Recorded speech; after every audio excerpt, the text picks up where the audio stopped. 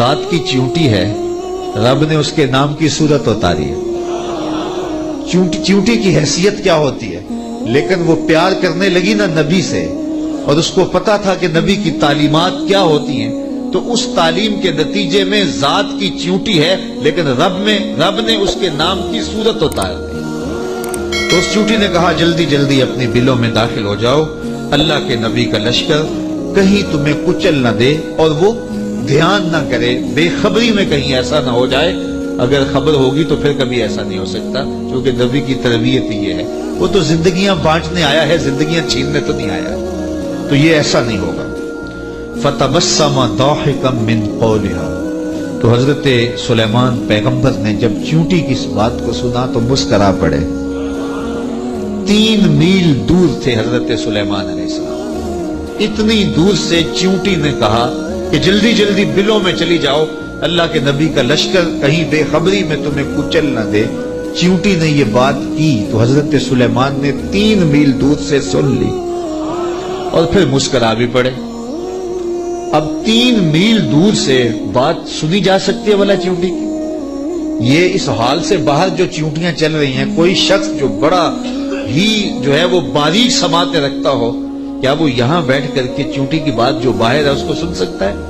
چلو جو آپ کی کرسی کے نیچے چل رہی ہے اس کو سن سکتا ہے، اس کی آواز کو، لیکن 3 میل دور سے چیونٹی کی آواز کو اللہ کا نبی سن بھی رہا ہے، اور جو وہ کہہ رہی ہے اس کو سمجھ بھی رہا ہے، اور اس پر تبسم بھی فرما رہا ہے۔ حضرات علماء فرماتے ہیں، جو تیوریات کے ماہرین ہیں، کہ چیونٹی کے منہ میں زبان نہیں ہوتی، پھر اس نے بات کیسے کر لی؟ ایک مہین سا وجود ہے، تو اس کے منہ میں زبان نہیں ہوتی، دانت نہیں ہوتے، تو پھر بات کیسے کرتی ہے؟ اور حضرت سلیمان نے سن کیسے لی؟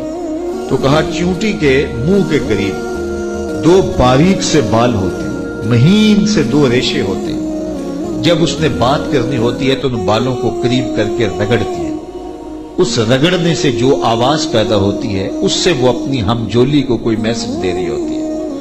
اللہ کے نبی کی شان یہ ہے کہ چیونٹی کے باریک اور مہین بالوں کے رگڑنے سے جو آواز پیدا ہوتی ہے، 3 میل دور سے اس آواز کو سنتا بھی ہے، اور اس سے جو مفہوم نکلتا ہے اس کو سمجھتا بھی ہے۔ اور یہ اس نبی کی شان ہے جو ہاتھ باندھ کے مسجد اقصی میں تیرے نبی کے پیچھے کھڑا تھا۔ تو جب غلام کی یہ شان ہے تو امام کی شان کا عالم کیا ہو؟ یہ شان ہے خدمت گاروں کی، سرکار کا عالم۔ مولوی کا تو دماغ خراب ہو گیا کہ اس کی سماعتوں کو تول رہا ہے جس کے غلاموں کی سماعتوں کو نہیں تولا جا سکتا۔ اللہ اکبر۔ فَتَبَسَّمَ ضَاحِكًا مِّن قَوْلِهَا، یہ میں نہیں کہہ رہا، یہ قرآن کہہ رہا ہے۔ حضرت سلیمان پیغمبر نے اس چیونٹی کی بات کو سنا، سن کے سمجھے اور پھر تبسم کیا۔ اللہ اکبر۔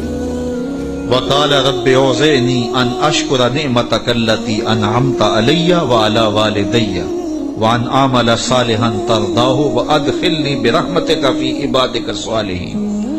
اور اللہ کی بارگاہ میں عرض کی حضرت سلیمان علیہ السلام نے کہ اے میرے پروردگار، مجھے اپنی توفیق سے اس بات پر قائم رکھ کہ میں تیری اس نعمت کا شکر بجا لاتا رہوں جو تو نے میرے اوپر کی اور میرے والدین کے اوپر۔ جو نعمتیں بندے کے اوپر ہوتی ہیں اس کا بھی شکریہ ادا کرنا چاہیے، اور جو صالح اولاد ہوتی ہے، جو ماں باپ پر نعمتیں عطا ہوئی ہوتی ہیں، ان کا بھی شکریہ ادا کرنا، کیونکہ ماں باپ کی نعمتیں اولاد تک بھی پہنچتی ہیں۔ مجھے بتاؤ، اگر میں اور آپ کسی کافر کے گھر میں پیدا ہوتے، معاذ اللہ کسی ہندو یا سکھ کے گھر میں پیدا ہوتے، تو آج کیا ہمارے سینے میں ایمان کا چراغاں ہوتا؟ ہم کسی یہودی کے گھر میں پیدا ہوتے تو ہمارے گھر میں ایمان کی روشنی ہوتی؟ ہم کہتے ہیں ہم بڑے سیانے ہیں، بڑے سمجھدار ہیں، ہم مطالعہ کرتے، ہم مختلف ادیان کو پڑھتے اور پھر مسلمان ہو جاتے۔ کیا ایسا ہوتا، یا کہ ہم اسی ظلمت اور اندھیرے میں ہوتے؟ تو پھر ہمارے ماں باپ تھے نا جو مسلمان تھے، اور ہم ان کی آغوش میں آئے تو اللہ نے وہ نور ہمیں بھی دیا، تو ہمیں اپنے اوپر ہونے والے اس کرم کا احسان کرنا، احسان جو ہے وہ اللہ کے حضور، اس کا شکر ادا کرنا چاہیے، اور ساتھ یہ بھی شکر ادا کرنا چاہیے کہ مالک تیرا کرم ہے کہ تو نے ہمارے ماں باپ کو دین دیا تھا، اور وہ نعمت ہمیں ان کی وساطت سے نصیب ہو گئی۔ علامہ اقبال کہا کرتے تھے نام تو از پدر آموختم، حضور آپ کا نام میں نے اپنے باپ سے سیکھا تھا، وہ حضور کے عاشق تھے تو میں بھی حضور کا غلام بنا۔ ہمارے ماں باپ حضور کا نام لیتے تھے تو کیا کیفیتیں ہوتی تھی، آنکھوں میں آنسو آ جاتے تھے۔ تو آج چونکہ وہ حضور کے عاشق تھے، وہ حضور سے محبت کرنے والے تھے، وہ اولیاء کی چوکھٹوں پہ جانے والے تھے، تو آج اللہ نے یہ دولتیں ہمارے سینے میں رکھی۔ تو جب اس نعمت کا شکریہ ادا کریں جو ہمارے وجود پر ہیں، تو ان نعمتوں کا شکریہ بھی ادا کریں جو ہمارے والدین پہ ہوئی ہیں۔ تو حضرت سلیمان نے یہ ہمیں شکر کرنے کا ایک عجیب طریقہ دیا، خوبصورت طریقہ دیا، اور عرض کی مالک میں ان نعمتوں کا شکر ادا کرتا ہوں جو تو نے میرے اوپر کی، اور ان نعمتوں کا بھی شکریہ میں ادا کرتا ہوں جو میرے ماں باپ پر کی۔ اللہ اکبر، اور مجھے یہ توفیق دے کہ میں ایسے نیک عمل کرتا رہوں جن سے تو راضی ہو۔ اللہ اکبر، اور مجھے اپنی خاص رحمت سے اپنے نیک بندوں میں داخل فرما لے۔ حضرت سلیمان علیہ السلام ایک دن اپنے لشکر کا جائزہ لیتے ہوئے پرندوں کی جانب نکلے۔ کیسی شان و شوکت تھی، جنوں پر بھی حکومت، انسانوں پر بھی حکومت، پرندوں پر بھی حکومت۔ وَتَفَقَّدَ الطَّيْرَ، تو آپ نے پرندوں کا جائزہ لیا۔ فَقَالَ مَا لِيَ لَا أَرَى الْهُدْهُدْ، فرمایا میں ہدہد کو نہیں دیکھ رہا۔ اور پھر فرمایا ام کان من الغائبین، وہ واقعی غائب ہو گیا ہے۔ لَأُعَذِّبَنَّهُ عَذَابًا شَدِيدًا، میں اس کو سخت عذاب دوں گا، او لَأَذْبَحَنَّهُ، یا اس کو میں ذبح کر دوں گا، او لَيَأْتِيَنِّي بِسُلْطَانٍ مُبِينٍ، یا وہ میری جانب میرے پاس اپنے بے قصور ہونے کی کوئی واضح دلیل لائے۔ تین باتیں کی، یا تو سخت عذاب دوں گا، یا ذبح کر دوں گا، یا پھر اپنی صفائی میں کوئی مضبوط دلیل لائے۔ حضرت سلیمان علیہ السلام بیت اللہ کی حاضری کے بعد واپس آ رہے تھے، اور صنعاء کے مقام پہ جو یمن کا شہر ہے وہاں آپ نے پڑاؤ کیا، اور وہاں آپ نے جانوروں کا جائزہ لیا، اور وہاں ہدہد کو نہ دیکھا۔ مفسرین فرماتے ہیں جب پانی کی ضرورت ہوتی تو ہدہد کو حاضر کیا جاتا، اور یہ ہدہد جو تھا وہ پھر بتاتا کہ کس جگہ پانی ہے۔ یہ جانوروں کے اندر انجینئر ہے، اللہ نے اس کو بڑی طاقت دی۔ حضرت ابو ہریرہ رضی اللہ تعالیٰ عنہ نے جب فرمایا نا کہ یہ بڑی قوتوں سے مالا مال کیا گیا ہے، اس کی نظر بڑی تیز ہوتی ہے، تو کسی نے حضرت ابو ہریرہ سے کہا کہ چھوٹے بچے جب دھاگا لگا کے، جال لگا کے جو ہے وہ پھاہی لگاتے ہیں تو یہ ہدہد پھنس جاتا ہے۔ جس کو زمین کی تہ میں پانی نظر آ جاتا ہے اس کو وہ جال نظر نہیں آتا۔ تو حضرت ابو ہریرہ بولے تقدیر کا جال نظر نہیں، تو تقدیر کا جال بڑا ڈاڈا ہوتا ہے، وہ نظر نہیں آتا۔ یہ آپ نے ایک جانور دیکھا ہوگا کن کھجورا، اس کے 100 پاؤں ہوتے ہیں، 100 پاؤں، اور یہ جو سانپ ہوتا ہے اس کے کوئی پاؤں نہیں ہوتے، یہ اپنے جسم کو بل دے کے آگے بڑھتا ہے۔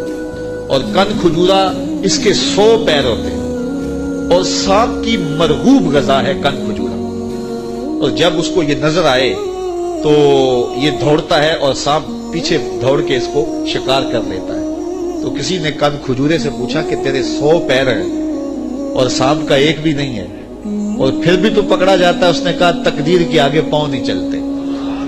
تو کہا کہ وہ دھاگا تقدیر کا ہے، وہ ہدہد کو نظر نہیں آتا، اور وہ بچے اسے پکڑ لیتے ہیں۔ تو ہدہد حضرت سلیمان علیہ السلام کا درباری پرندہ تھا، اور حضرت سلیمان علیہ السلام اس سے محبت کرتے تھے، یہ بھی اللہ کے نبی سے پیار کرتا تھا۔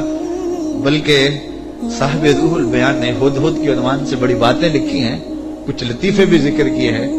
کہتے ہیں ایک دن یہ ہدہد چونکہ لاڈلا پرندہ تھا حضرت سلیمان کا، تو حضرت سلیمان علیہ السلام کو کہنے لگا کہ میں آپ کے لشکر کی دعوت کرنا چاہتا ہوں۔ آپ نے کہا اتنا بڑا لشکر ہے اور تو میرے لشکر کی دعوت کرے گا؟ کہا جناب دعوت قبول کیجیے۔ تو کہا ٹھیک ہے، آج دوپہر کو میں آپ کے لشکر کی دعوت کروں گا۔ جب دوپہر کا وقت آیا تو دریا کنارے لشکر نے پڑاؤ کیا ہوا تھا، تو ہدہد کبھی دائیں کبھی بائیں اڑانے بھر رہا ہے۔ تو کہا میاں وقت ہو گیا ہے، اب لاؤ نہ کھانا، تم نے آج ہماری دعوت کی ہے۔ کہا جی اسی کا انتظام کر۔ تھوڑی دیر کے بعد اس نے فضا میں ایک چڑیا شکار کی، اور اس کو فضا میں توڑ کر کے پانی میں پھینک دیا، اور لشکر کو آواز دی جس کے ہاتھ میں بوٹی آتی ہے بوٹی لے لے، باقی شوربہ پی لے۔ تو اس پرندے سے چونکہ بڑا پیار تھا، جب اس کو نہ دیکھا تو غصے میں آ گئے، کہا ما لی لا اری الہدہد، میں ہدہد کو نہیں دیکھ رہا، کیا وہ واقعی غائب ہے؟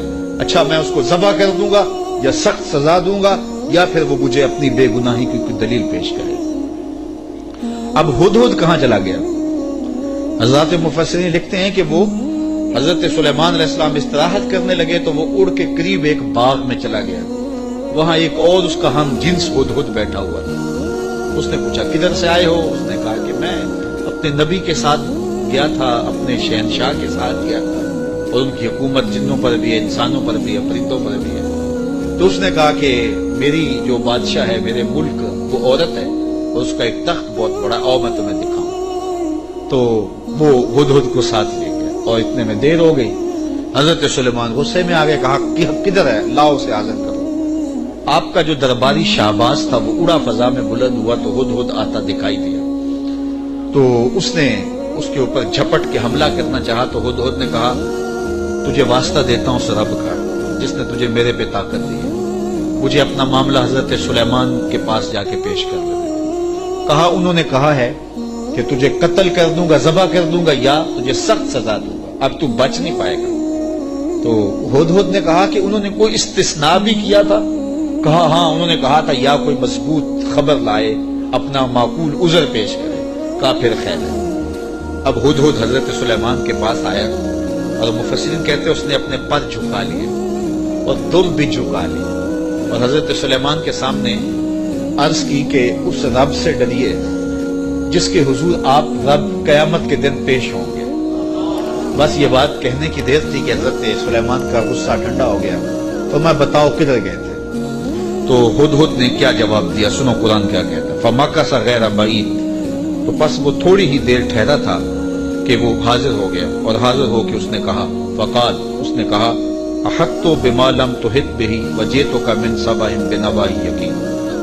اس نے کہا کہ حضور میں ایسی بات معلوم کر کے آیا ہوں جس پر شاید آپ مطلع نہ تھے، اور میں آپ کے پاس ملک سبا کی ایک یقینی خبر لایا ہوں۔ آپ نے اس چیز کا مشاہدہ نہیں کیا جس کا میں مشاہدہ کر کے آیا ہوں، تو میں ایک یقینی خبر آپ کو جو چشم دید ہے وہ بتانا چاہتا ہوں۔ حضرت سلیمان نے کہا بتاؤ۔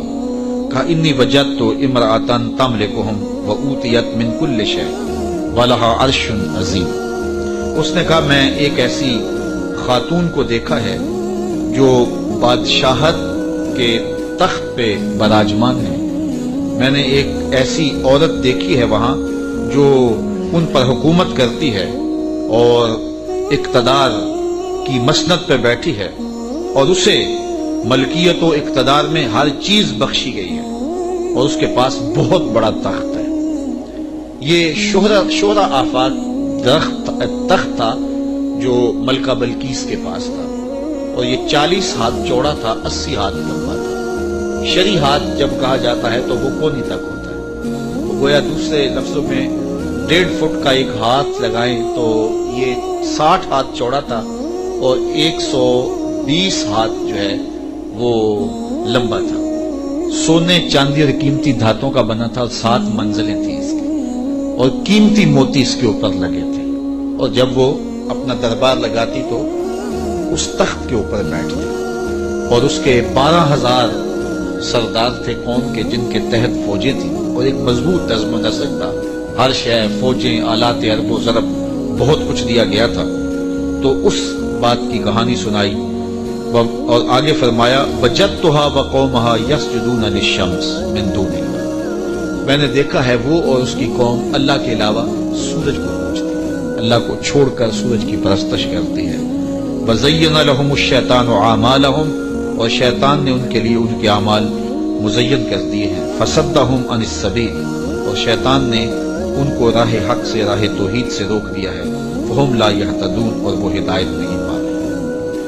اللہ یسجدوا للہ الذی یخرج الخبأ فی السماوات والارض ویعلم ما تخفون وما تعلنون۔ اللہ اکبر۔ اس لیے روکے گئے ہیں کہ وہ اللہ کے حضور سجدہ ریز نہ ہوں جو آسمانوں اور زمینوں میں پوشیدہ حقائق اور موجودات کو باہر نکالتا ہے، یعنی ظاہر کرتا ہے، اور وَيَعْلَمُ مَا تُخْفُونَ، اور جو تم ظاہر کرتے ہو، جو تم چھپاتے ہو، وَمَا تُعْلِنُونَ، اور جو تم ظاہر کرتے ہو اور جو تم چھپاتے ہو، وہ سب کو جانتا ہے، اس کی نظر میں کوئی پوشیدہ نہیں۔ اللہ لا الہ الا هو رب العرش العظیم، اللہ کے سوا کوئی عبادت کے لائق نہیں، وہی عظیم تخت اقتدار کا مالک ہے۔ ملکہ بلقیس کا تخت کیا ہے؟ تخت تو میرے رب کا ہے، عرش تو اس کا ہے۔ تو اس نے یہ بات کہی۔ حضرت سلیمان نے ہدہد سے کہا کالا سننظر اصدقت ام کنت من الکاذبین، کہا کہ ہم ابھی دیکھتے ہیں کہ تو سچ کہہ رہا ہے یا جھوٹ بول رہا ہے۔ کالا سننظر اصدقت ام کنت من الکاذبین، تو سچا ہے یا جھوٹا ہے؟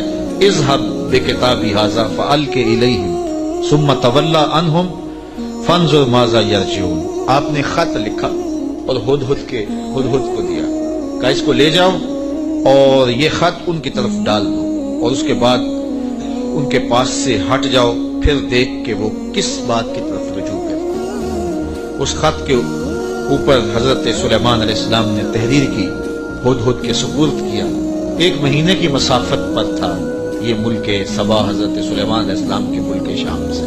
1 مہینہ جاتے ہوئے لگتا تھا، 1 مہینہ آتے ہوئے لگتا تھا۔ کہا یہ خط لے جاؤ میرا اور ملک سبا میں جاؤ اور ملکہ بلقیس کو دے آؤ، اور پھر دیکھو کہ وہ کیا کہتے ہیں۔ ہدہد نے خط پکڑا، بادشاہ تخت پہ بیٹھی تھی، اس نے جا کے خط پھینک دیا۔ جب ملکہ نے خط پکڑا اور اس کو کھولا اور پڑھا، نبی کی جلالت تھی، کیونکہ صرف بادشاہ نہیں تھے، نبی بھی تھے، تو کہتے اس کا وجود کانپنے لگا، اور اس نے اپنی قوم کے سرداروں کو کہا کہ قالت یا ایھا الملأ انی القی الی کتاب کریم، اے میری قوم کے سرداروں، میری طرف ایک عزت والا خط ڈالا گیا ہے۔ علماء تفسیر نے لکھا ہے کہ یہ لفظ ہی اس کے لیے بہتری کی ضمانت بن گیا کہ اس نے نبی کے خط کو عزت والا خط کہا۔ بعد میں جو ہوا اور پھر وہ مطیع ہوئی اور اللہ نے اس کے لیے بہتریوں کے دروازے کھولے، وہ اس کی اس تکریم کی وجہ سے۔ خسرو پرویز کی جانب میرے رسول کریم صلی اللہ علیہ وسلم نے خط بھیجا تھا تو اس نے ٹکڑے کر دیے تھے، تو آقا کریم علیہ السلام نے جب سنا تو فرمایا اللہ اس کی سلطنت کے ٹکڑے کرے گا، اور ایسے ہوا۔ تو پرویز نے حضور کا خط پھاڑا تھا تو ذلیل و رسوا ہو گیا، اور اس نے اللہ کے پیغمبر کے خط کو سینے سے لگایا اور کہا یہ عزت والا خط ہے جو میری جانب ڈالا گیا ہے۔ انہ من سلیمان، بے شک یہ حضرت سلیمان کی طرف سے ہے، وَإِنَّهُ بِسْمِ اللَّهِ الرَّحْمَٰنِ الرَّحِيمِ، اور بے شک اس میں یہ لکھا ہے کہ اللہ کے نام سے شروع جو رحمان اور رحیم ہے۔ تو یہ خط سلیمان علیہ السلام کی جانب سے لکھا گیا تھا، اور وہاں اس زمانے میں خط لکھنے والا اپنا نام پہلے لکھتا تھا، پھر مضمون خط کا لکھتا تھا۔ تو آپ نے پہلے کہا انہ من سلیمان وَإِنَّهُ بِسْمِ اللَّهِ الرَّحْمَٰنِ الرَّحِيمِ اللہ تعالیٰ علیہ وَاتُونِی مُسْلِمِینَ، 2 لفظ لکھے۔ آپ نے کہا خط کا مضمون یہ کہا تم مجھ پر سربلندی نہ چاہو، مجھ سے بڑا بننے کی کوشش نہ کرنا، سربلندی نہ چاہو، اور فرما بردار ہو کے میرے پاس حاضر ہو جاؤ۔ بس 2 لفظ تھے، حضرت سلیمان کی مہر تھی، اور یہ خط ہدہد نے جا کے ملکہ بلقیس کو دیا۔ اس کا وجود کانپنے لگا، پھر وہ سنبھلی اور اپنے سرداروں سے کہنے لگی قالت یا ایھا الملأ افتونی فی امری ما کنت قاطعۃ امرا حتی تشہدون، اے میرے درباریوں، تم مجھے بتاؤ اس معاملے میں کیا تمہارا مشورہ ہے، چونکہ میں کسی بھی معاملے میں قطعی فیصلہ کرنے سے قبل تمہیں حاضر کرتی ہوں اور تم سے مشورہ لیتی ہوں۔ مشورے کے بغیر میں نے آج تک کبھی قدم نہیں اٹھایا، اور یہ میرا معمول ہے۔ اب یہ خط آیا ہے، اس کا یہ مضمون ہے جو میں تمہیں سنایا ہے، اب تم بتاؤ کہ اب کیا کیا جائے۔ اب 12,000 سردار تھے اور ان کے ماتحت فوجیں تھیں۔ قالو بولے نحن اولو قوت و اولو باس شدید، کہنے لگے کہ ہم طاقتور ہیں، سخت جنگجو ہیں، اور ہم لڑنے کے لیے تیار ہیں، قوم کا مورال بلند ہے، فوجیں پوری طاقت میں ہیں، آلات حرب و ضرب بھی ہیں، کوئی کمزوری نہیں ہے، آپ اگر حکم دیں تو ہم حاضر ہیں۔ والامر الیک فانظری ماذا تامرین، لیکن معاملہ آپ کے ہاتھ میں ہی ہے، حکم آپ کا ہی چلے گا، لیکن ہماری جانب سے کوئی کمزوری نہیں، ہم بالکل تیار ہیں، مستعد ہیں، فعال ہیں، فوجیں تیار ہیں، مورال بلند ہے، لڑنے کے لیے آمادہ ہیں۔ تو اب آپ کا حکم ہے، کیا آپ حکم دیتی ہیں؟ قالت ان الملوک اذا دخلوا قریۃ افسدوها وجعلوا اعزۃ اہلها اذلہ۔ ملکہ نے کہا کہ بے شک جب بادشاہ کسی بستی میں داخل ہوتے ہیں تو اسے برباد کر دیتے ہیں اور وہاں کے باعزت لوگوں کو ذلیل و رسوا کر ڈالتے ہیں، اور یہ لوگ یعنی بادشاہ اسی طرح کریں گے۔ تو اگر تم مجھے موقع دو، اور میرا مشورہ یہ ہے کہ میں وَإِنِّي مُرْسِلَةٌ إِلَيْهِمْ بِهَدِيَّةٍ، میں پہلے ان کی طرف کوئی ہدیہ بھیجتے ہیں۔ ہم لڑائی کا طبل نہ بجائیں، ہم پہلے ان کی طرف ہدیہ بھیجیں، پہلے دیکھیں فَنَاظِرَةٌ بِمَا يَرْجُو الْمُرْسَلُونَ، پھر ہم دیکھتے ہیں کہ جو ہمارے قاصد گئے ہیں وہ کیا پیغام لاتے ہیں۔ اگر وہ ہمارے ہدیے کو قبول کر لیتے ہیں اور کوئی ہماری سیٹنگ ہو جاتی ہے تو پھر تو لڑائی کی ضرورت نہیں ہے، لڑائی بہت خطرناک ہوتی ہے، اس کے انجام بڑے بھیانک ہوتے ہیں۔ وہ تھی بڑی سمجھدار، فوجوں نے کہا ٹھیک ہے، جرنیلوں نے کہا لڑیں گے، اور سرداروں نے کہا قوم کا مورال بلند ہے، اور جو ہے وہ افسروں نے کہا کہ ہماری فوج بڑی ٹریننگ یافتہ ہے، ہمارے پاس آلات وہ ضرب موجود ہیں، لڑیں گے۔ لیکن اس نے کہا صبر کرو، پہلے میں کوئی تحفہ دے کے قاصد بھیجتی ہوں، وہ قاصدوں کو کیا جواب دیتے ہیں، لڑائی تو آخری حال ہے، پھر ہم دیکھیں گے۔ فلما جاء سلیمان، جب قاصد حضرت سلیمان کے پاس آیا، کہتے ہیں وہ تحفہ کیا تھا، مفسرین نے لکھا ہے کہ وہ سونے کی اینٹ تھی، اور اس کو قیمتی کپڑے میں دیباج میں لپیٹ کر کے باقاعدہ اس کے لیے جو ہے وہ ایک چیز بنائی گئی، اور غلافوں میں لپیٹ کر کے وہ خادم حضرت سلیمان کے پاس قاصد لے کر حاضر ہوا کہ ان کو اینٹ پیش کریں، چونکہ سونے اور چاندی سے بادشاہ لوگ بڑے خوش ہوتے ہیں۔ حضرت سلیمان کو جب پتا چلا کہ ان کے قاصد آ رہے ہیں، اور اللہ کے نبی نے نور نبوت سے دیکھا بھی وہ کیا لا رہے ہیں، تو جنوں کو کہا حاضر ہو جاؤ، حاضر ہو گئے۔ کہا 1000 سونے کی اینٹیں میرے تخت کے آگے فرش پر بچھا دیں۔ تو جب اینٹیں بچھی ہوئی، انہوں نے دیکھے تو وہ جو تحفہ لے کے آئے تھے سنبھال کے ایک اینٹ، انہوں نے دیکھا کہ وہ اینٹیں تو قدموں میں پڑی ہوئی، تو اب وہ تحفہ دیتے ہوئے شرم محسوس کرنے لگے، کیا دے الٹے بانس بریلی کو، یہاں تو اینٹیں قدموں میں پڑی ہوئی ہیں۔ علاء الدین خلجی ساری زندگی تڑپتا رہا کہ حضرت خواجہ نظام الدین اولیاء کی بارگاہ میں حاضری دوں۔ آپ مانتے نہیں تھے، آپ کا مزاج ایسا تھا کہ شاہوں سے گریزاں تھے، تو اس نے بڑا زور کیا۔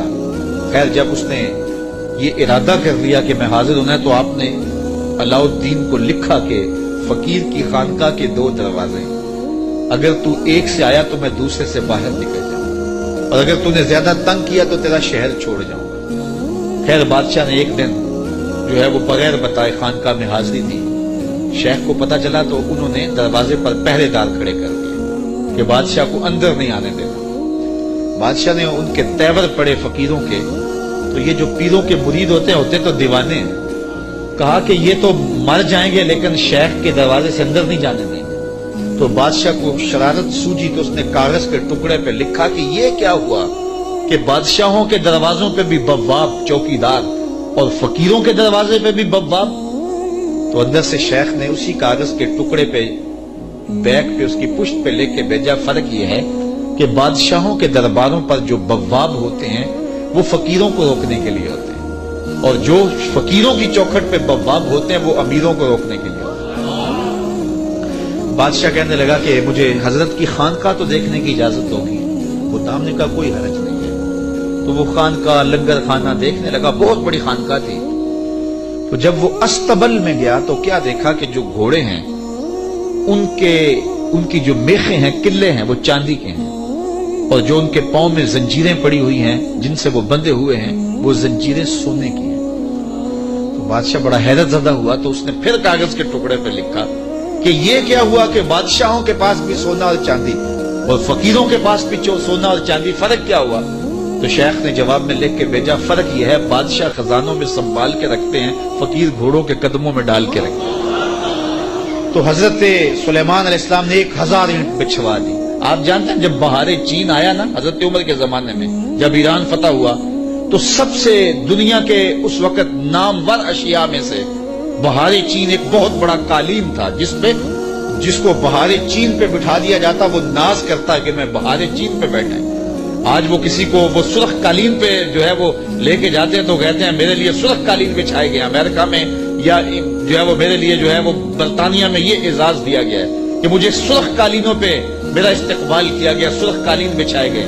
بہار چین یہ ایک ایسا قالین تھا کہ جس پہ بیٹھ جانا اور جس پہ چلے جانا یہ بڑے دنیا کے لوگ جو ہے وہ فخر سمجھتے تھے۔ جب حضرت فاروق اعظم کا زمانہ آیا تو یہ علاقہ فتح ہوا تو یہ اونٹوں پہ لاد کر کے یہ بہار چین مدینے بھیجا گیا۔ تو حضرت عمر کے پاس جب بہار چین آیا تو کہا کہ اب اس کو کہاں رکھے؟ تو کسی نے کہا جی مسجد نبوی میں بچھائیں۔ کہا یہ مسجد نبوی میں بچھائیں؟ وہاں کی جو چٹائیاں ہیں اس قالین سے افضل ہیں، وہاں اس کو یہاں نہیں بچھائیں گے تو کہاں رکھے؟ حضرت عمر نے حکم دیا کہ مسجد نبوی کے باہر جہاں لوگ جوتے اتارتے ہیں وہاں رکھا جائے۔ اور وہ بہار چین جس پہ لوگ بیٹھنا اعزاز سمجھتے، لوگ وہاں جوتے پوچھ کے گزرتے۔ تو فقیروں کی نظر میں کیا چیز ہوتی ہے ان چیزوں؟ تو 1000 اینٹ جب بچھی ہوئی دیکھی تو وہ کیا تحفہ دیتے؟ حضرت سلیمان علیہ السلام نے کہا کالا اتمدوننی بمال، تم مجھے مال سے میری مدد کرتے ہو؟ تم کیا سمجھتے ہو؟ تم میرے پاس جو ہے وہ مال و دولت سے میری مدد کرنا چاہتے ہو؟ فما آتانی اللہ خیر مما آتاکم، اللہ نے جو مجھے دیا ہے وہ اس سے بہتر دیا ہے جو تم کو دیا ہے، تمہارے سے بہتر مجھے نوازا ہے۔ بل انتم بہدیتکم تفرحون، بلکہ اپنے ہدیے پہ تم خوش ہو کہ یہ مال ہے، ہم مال کے ہدیے کو قبول نہیں کرتے۔ ایک طرف سورج کو پوجا جا رہا ہے، رب کے ساتھ شریک ٹھہرایا جا رہا ہے، اور میں ایک اینٹ لے کے راضی ہو جاؤں سونے کی اور تم اللہ کی مخالفت کرتے رہو۔ یہاں سمجھنے کے لیے بہت کچھ ہے کہ اللہ کے حکموں کی نافرمانی کر رہا ہو اور پیر صاحب کو نذرانہ دے دے اور پیر صاحب یہیں چپ ہو جائے کہ کوئی نہیں مجھے نذرانہ مل گیا، یہ سمجھنے کے لیے کافی ہے۔ سونے کی اینٹ لے کے آئے ہیں، فرمایا وہ بتوں کو پوج رہے ہیں، وہ سورج کو پوج رہے ہیں اور مجھے اس نذرانے سے چپ کروانا چاہتے ہیں، ایسا نہیں ہوگا۔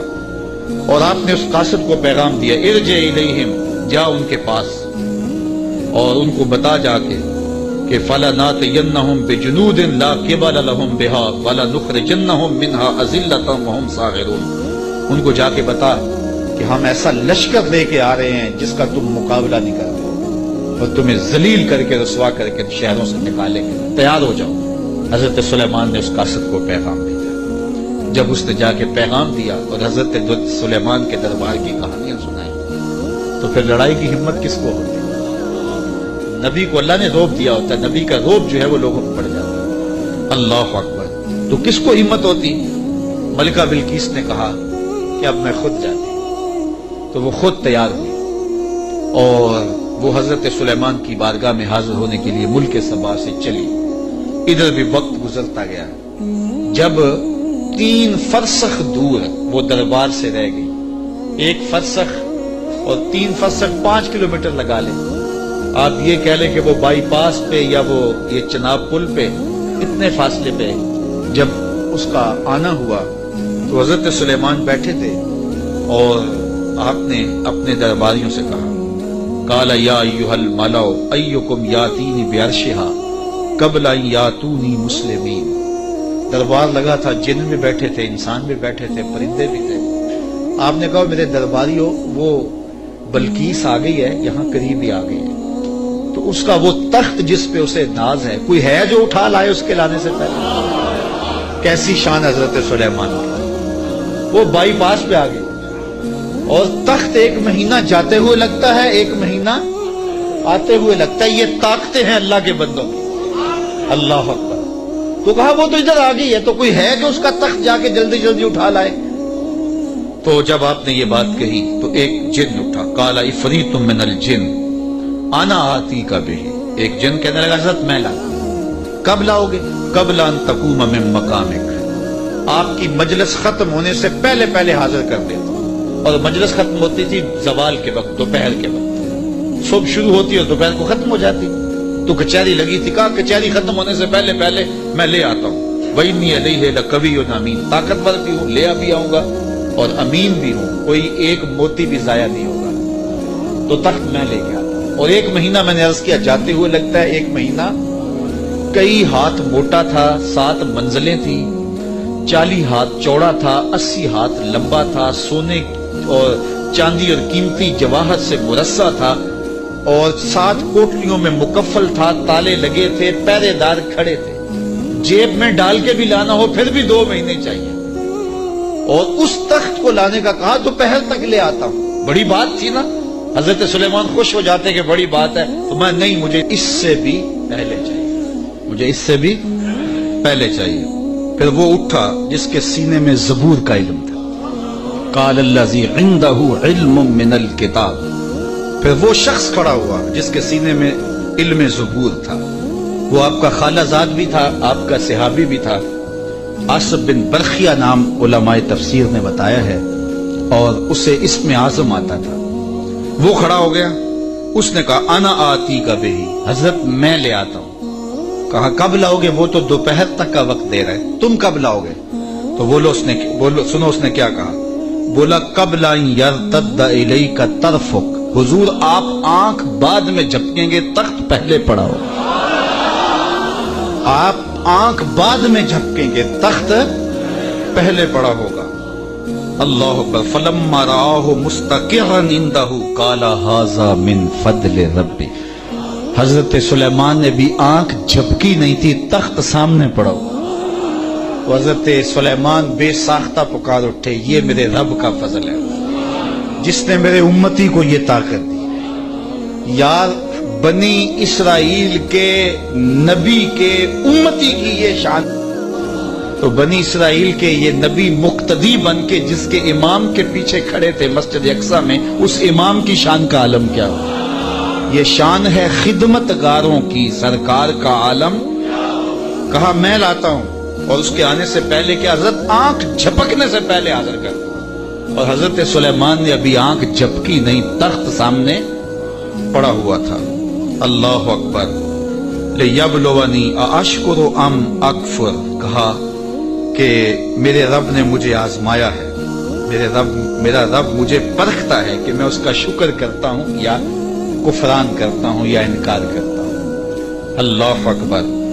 فرمایا ومن شکر فانما یشکر لنفسہ، جو شکر کرتا ہے وہ اپنے لیے ہی شکر کرتا ہے، اللہ کا کیا فائدہ کرے گا؟ اپنا ہی فائدہ ہوگا۔ تو میں اس کا شکر کرتا ہوں جس نے میرے ایک امتی کو یہ طاقت عطا کی، یہ شان عطا کی۔ یار جب بنی اسرائیل کے ایک ولی کی یہ شان ہے تو اس امت کے اولیاء کی شان کا عالم کیا ہو؟ صرف ایک واقعہ، شہر بخارا میں، شہر کابل میں حضرت امام شاہ نقشبند بخاری علیہ رحمہ تشریف لائے تو لوگوں کا ہجوم ہو گیا۔ بادشاہ وقت کی لونڈی وہاں سے گزرتے ہوئے رکی تو لوگوں کا ہجوم دیکھا، کہا ماجرا کیا ہے؟ کہا بخارے والے پیر آئے ہوئے۔ تو کہا یہ پیر کیا ہوتے ہیں؟ لوگوں نے بتایا یہ اصلاح قلب کرنے والے لوگ ہوتے ہیں، یہ دلوں کے حکیم ہوتے ہیں، ڈاکٹر ہوتے ہیں، اور یہ باطن کی صفائیاں کرنے والے لوگ ہوتے ہیں، اور اللہ نے ان کو تکوینی اور تشریعی طاقتیں بھی عطا کی ہوئی ہوتی ہیں، اور کبھی ایسا ہوتا ہے کہ یہ اوکھے ویلے کام بھی آتے ہیں۔ اس نے سوچا کہ شیخ سے نسبت قائم کر لینے میں کوئی حرج نہیں ہے، تو اس نے حضرت شاہ نقشبند بخاری کی بیعت کر لی۔ چلو پیر تو کوئی ہونا چاہیے، تو انہوں نے ان سے بیعت کر لی۔ شیخ نے جو وظائف بتائے اور تلقین کی، ذکر کی اور اچھائی کی طرف سبق دیے، تو صالحہ تو وہ پہلے ہی تھی لیکن مزید رنگ چڑھ گیا۔ تو بادشاہ جب اس کی خدمت کو دیکھا تو بڑا خوش ہوا، جو باقی لونڈیاں تھیں وہ حسد کرنے لگی۔ ایک دن انہوں نے بادشاہ کے دربار سے، بادشاہ کے گھر سے چوری کر کے زیور ایسی جگہ پہ چھپا دیے اور اس پہ الزام لگا دیا اور پھر برآمد بھی اس سے کروا دیا۔ بادشاہ کو بڑا غصہ آیا کہ میں نے اس پہ اتنا اعتماد کیا تھا، اور یہ بڑی لمبی نمازیں پڑھتی تھی۔ بادشاہ نے حکم دیا کہ اس کو چوبارے پہ لے جاؤ اور وہاں سے دھکا دے دو۔ بادشاہ کے محل کی چھت پہ لے جائے گئے۔ اس نے لا کہا کہ میرا جرم نہیں ہے، لیکن بادشاہ ہوتے ہیں، تو چھت پہ لے جایا گیا۔ جب دھکا دینے لگے تو اس کو اب یاد آیا کہ میں نے سنا تھا اوکھے ویلے پیر کام آتے ہیں، تو اس نے بخارے کی طرف منہ کر کے کہا شیعہ للہ چو گدائے مستمند المدد خواہم ز شاہ نقشبند، سنا ہے اوکھے ویلے پیر کام آتے ہیں، اس سے اوکھا ویلا میرے پہ تو نہیں آ سکتا۔ یہ اس نے کہا تو پیچھے جلاد نے دھکا دے دیا۔ جب نیچے آئی تو حضرت شاہ نقشبند بخاری کا دامن پھیلا ہوا تھا. آپ نے آرام سے پکڑ کے نیچے رکھ دیا تو اس نے حیرت سے پوچھا حضرت آپ کب آئے ہیں؟ تو شاہ نقشبند بخاری فرمانے لگے تو از چبارہ آمدی من از بخارا آمدم. تو چبارے سے چل پڑی تھی میں بخارے سے چل پڑا. تو کہا حضرت آنکھ جھپکنے سے قبل وہ تخت حاضر کر دوں گا. جب تخت حاضر ہو گیا کہا یہ میرے رب کا فضل ہے جس نے مجھے اتنی طاقت عطا فرمائی. ومن کفر فإن ربی غنی کریم. اور اگر کوئی ولیوں کی اس طاقت کو نہیں مانتا، نبیوں کی اس طاقت کو نہیں مانتا، اللہ کے بندوں کی طاقتوں کو نہیں مانتا، اللہ کو پرواہ بھی کوئی نہیں. نہ مانے کوئی، اللہ کو کیا پرواہ ہے؟ وہ غنی بھی ہے اور کریم بھی ہے. کالا نکروا لہا عرشہا ننظر اتہتدی ام تکون من الذین لا یہتدون. آپ نے فرمایا جلدی جلدی کرو، تخت کا حلیہ بھی بدل دو، اس کی شکل جلدی جلدی تبدیل کر دو تاکہ جب وہ آئے تو ہم دیکھیں کہ وہ اس کو پہچانتی ہے یا نہیں پہچانتی. تو تخت کا حلیہ بدل دیا گیا. فلما جاءت، جب ملکہ بلقیس پہنچی، قیل اہٰذا عرشک، کہا تیرا بھی اس جیسا کوئی تخت ہے؟ اس تخت کی طرف اشارہ کر کے کہا کہ کیا تمہارا تخت اسی طرح کا ہے؟ تو قالت کانہ ہوا، بولی یہ وہی تو ہے، یہ وہی تو ہے، بولی یہ وہی ہے. وَأُوتِينَا الْعِلْمَ مِنْ قَبْلِهَا وَكُنَّا مُسْلِمِينَ. اس نے کہا کہ ہمیں اس کی پہلے خبر ہوگی. حضرت آپ تخت کو بدل بدل کے نہ دکھائیں، ہم پہلے ہی مان گئے ہیں، ہم پہلے ہی مان گئے ہیں اور ہم مطیع بن کے آئے ہیں، فرما بردار بن کے آئے ہیں. وَصَدَّهَا مَا كَانَتْ تَعْبُدُ مِن دُونِ اللَّهِ. اور اس ملکہ کو اس معبود باطل نے پہلے قبول حق سے روک رکھا تھا. اللہ اکبر. کس نے؟ جس کو وہ اللہ کے علاوہ پوچھتی تھی. انہا کانت من قوم کافرین، بے شک وہ کافر قوم سے تھی. قیل لہا ادخلی الصرح، اس کو کہا